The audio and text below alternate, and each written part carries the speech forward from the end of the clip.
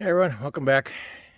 Another week here. We're gonna do another hodgepodge of stuff to get some stuff done. We're doing some work in the kitchen. I'm gonna do some more weatherproofing of the shed. I found some poly that was left here from the previous owner that I'm gonna give it another try, but I'm gonna double it up and triple it up in spots. It's not gonna do it 100%, but we'll see how it goes here. So I'm gonna get that done, and then we're gonna move on to doing some stuff at the house. So here we go.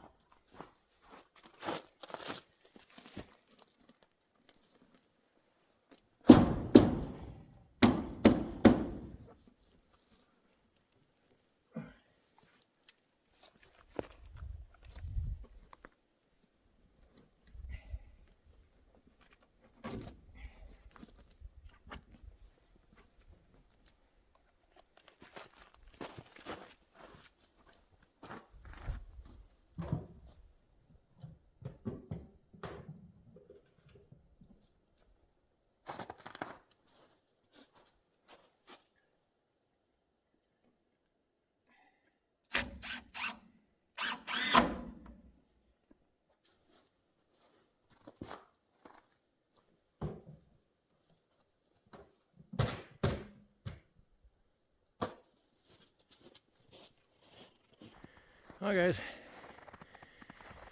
that you can see, that's actually, well, let me actually show you the plastic, because there's actually multiple layers here in this poly. So the center is, it's a loop, it's like a tube. So there's 2 layers, and then it's folded over again. So there's 4 layers on a third of it. So you can kind of see from here down. So there's about a 6-8 inch gap here that only has 2 layers in the middle. You can kind of see that layer area. But hopefully, because that's added thickness, I mean, we had, I think it was 4 mil poly on here, and it just kept coming apart and falling apart. But with that back sealed up now, and we got one little air gap here, we'll leave that open so we can get in and out. But yeah, I'm happy with that, and we'll see how it holds up. Took pieces of scrap plywood that we had left over.